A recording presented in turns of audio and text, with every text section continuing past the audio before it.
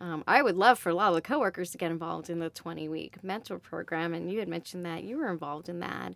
That's been a hard sell for them to do the commitment of 20 weeks. So Right. It maybe is a commitment. yeah, so maybe you can talk to me a little bit about that so that maybe I can get excited and want to look forward Yeah, to it's an amazing, doing it. amazing time. I mean, that's something that is forever in my memory, and I hold that very dear. I want to get to a point in my work schedule as well that I can commit to that again and get maybe in 2012, I'll move away from the fundraising side and get back to the roots with the kids. But I had a wonderful experience. I was at one of our a domestic violence shelter here in Phoenix, which I won't name. And so I committed to the kids every Tuesday from 6 o'clock to 7:30. And it turned out that the mothers would often have a parenting class or some type of ongoing education. And so they would be occupied, and then we would have the kids. And I actually co-mentored with another active mentor in our volunteer base. And she and I would go in, and the reason we felt we needed to partner up is we had such a wide range of ages. We would have toddler, 2, even a little less than 2, all the way to 14. So we kind of wanted to make sure we captured the audience all the way across.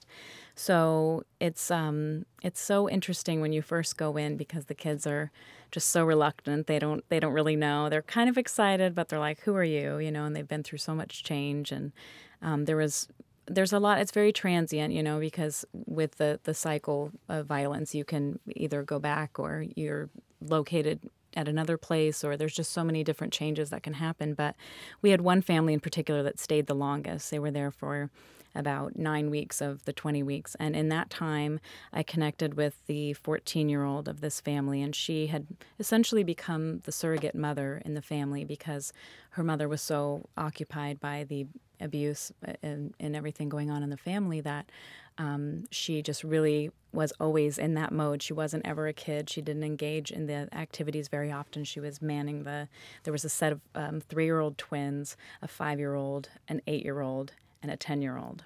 Wow. So she had a lot going on there. So it was, and all we could do to get her to just, participate and let her know that we've got her family, and everything would be fine.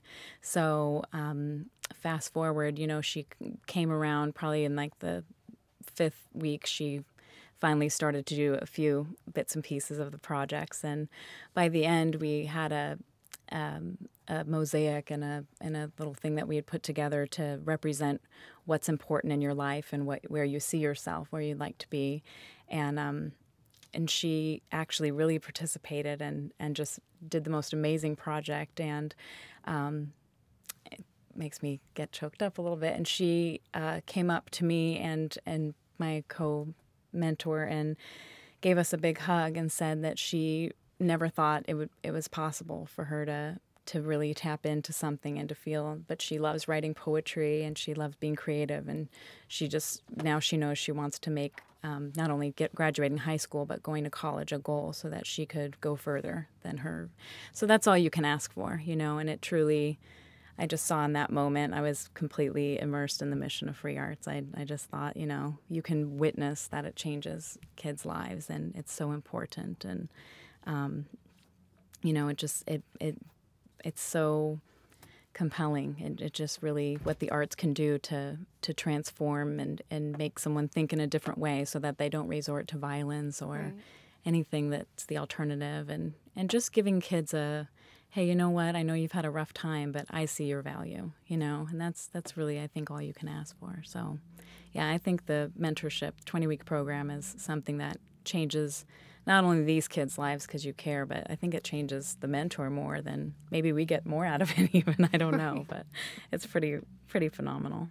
Well, that sounds amazing. Mm-hmm. Make me want to sign up right now. I will also tell you, though, that at that time in the Free Arts room, and we had transitioned from the old location on Valletta to where we are now at Highland with IKEA's generous furnishings, by the way, that, it used to be harder to come by, like, a lot of the materials in the room and stuff. So that's the first time where I had kind of talked to Heath and realized that there was quite a need in development. We needed to get the funding and those dollars there to really make these programs possible. So I kind of made that connection. And then, once I did palette, I've kind of been roped in on this end of the spectrum ever since. But I think I want to do all I can now as my chair of the development committee to live that out and then get back to good with the kids and get back to being on the ground level. It's nice to appreciate both sides and to see that both are necessary to carry out the mission of free arts. So yeah, it's nice to be creative, but then also have that operational hat so that you right. can lend your talents and your expertise to the organization so that they can grow. So I feel the same way. Right. Yeah.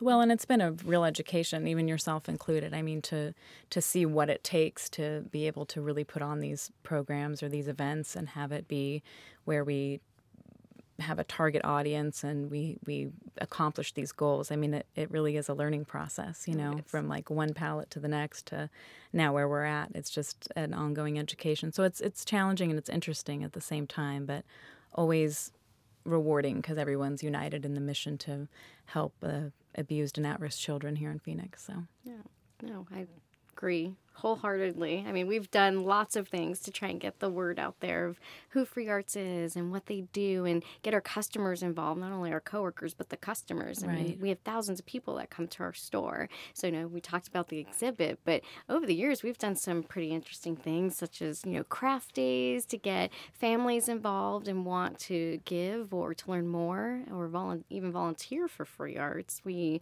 have also, sold note cards in the store to get the awareness out there that these cards were designed by children going through all their programs and services. And from that, hopefully they can raise money.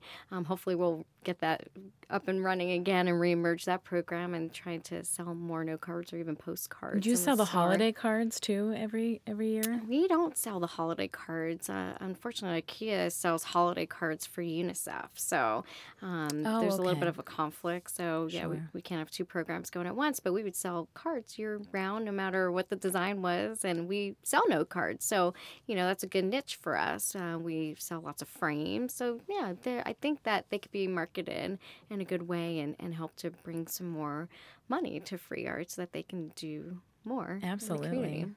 I love your frames. Almost everything in my place is an IKEA frame.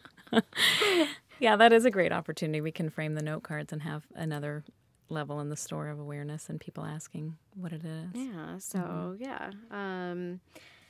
I'm trying to see. So what do you find? I know you talked about, being a mentor. Is it professionally rewarding for you to sit on the development committee? I know you talked about maybe going more the creative route. Right. Not necessarily. I mean, I think with anything, you're exposed to a different audience of people, so you never know what can happen. I mean, there's certainly been members of the board that say, hey, I'll see what you can, So I market for a commercial cleaning company for a living. So, I work with a lot of different organizations through that too, just for professional. But this is more like kind of fulfilling my heart's purpose than, business necessarily. But I think when you have a passion and you just live every day, as I try to, giving back is a huge part of my life and part of what I do. So I think everything kind of crosses over, right? You can talk to what you do for a living and my passion for free arts with anyone that I meet. So you never know where any connections can lead, Oh, yeah, I know that. I was talking to my girlfriend this past weekend about the fundraiser in April. And, she knows a lot about free arts because I've talked to her about it for almost 7 years now. And although she's never volunteered or donated, although I've asked her for that, hopefully I've changed her mind, she is so excited to be a part of the room raffle. So I already got her to want to bid.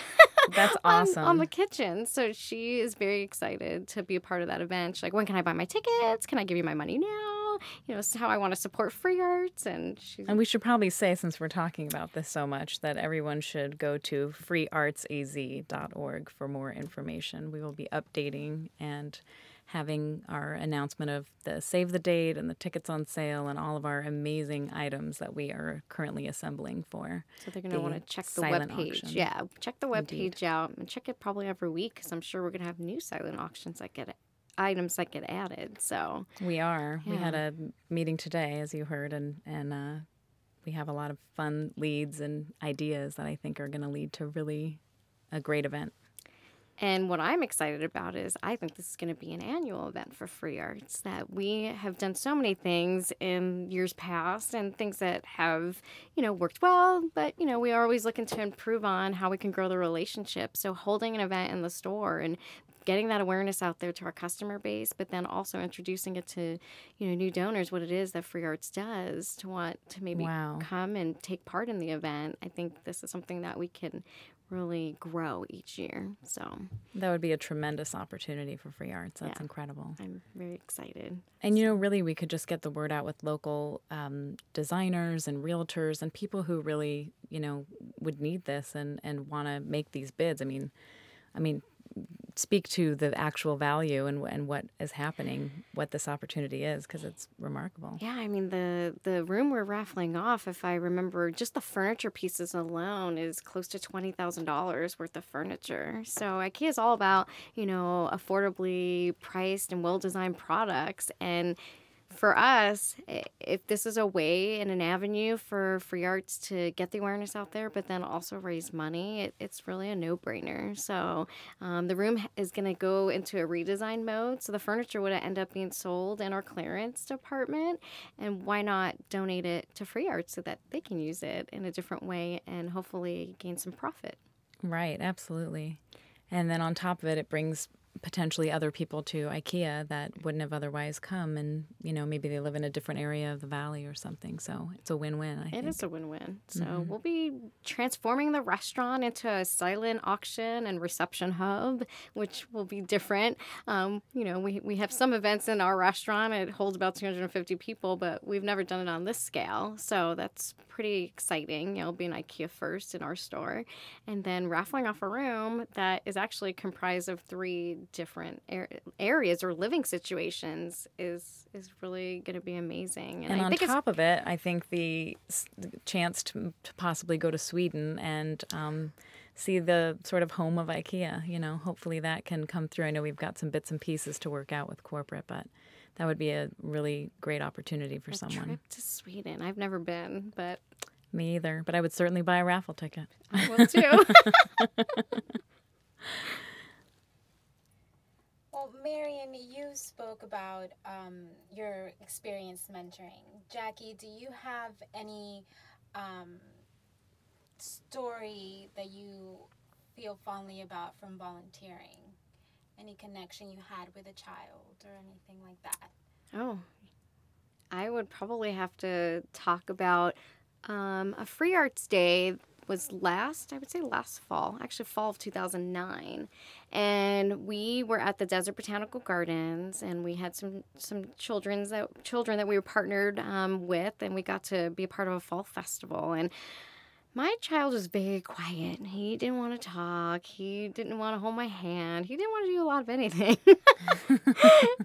So very bashful, very to himself. And it wasn't till after probably a good hour or so we finally got to the pumpkin patch, and we were able to pick our pumpkin and decorate the pumpkin that he got excited about that. And then he wanted to be my friend. So, I felt really good that it just warmed my heart that I was able to encourage him to want to participate and to talk and to, through art, express himself. And then he was very hands-on, but then he wanted my help too. He's like, well, I don't know how to do that, so can you show me? So I felt really... So he trusted, and he developed that trust. Yeah, he did. And it took some time. It was a little over about almost close to 2 hours. And that was... We had a big group that day from not only our company, but we had U.S. Airways employees were there. And we had a lot of children that day. So that was the day, too, that IKEA sponsored the lunch. So, I got to see firsthand how people were reacting to the food that we donated, and if they were liking their lunch, and everyone got what they needed. So, So you were wearing 2 hats. I was wearing 2 hats that day, but that's always a fun part of my job.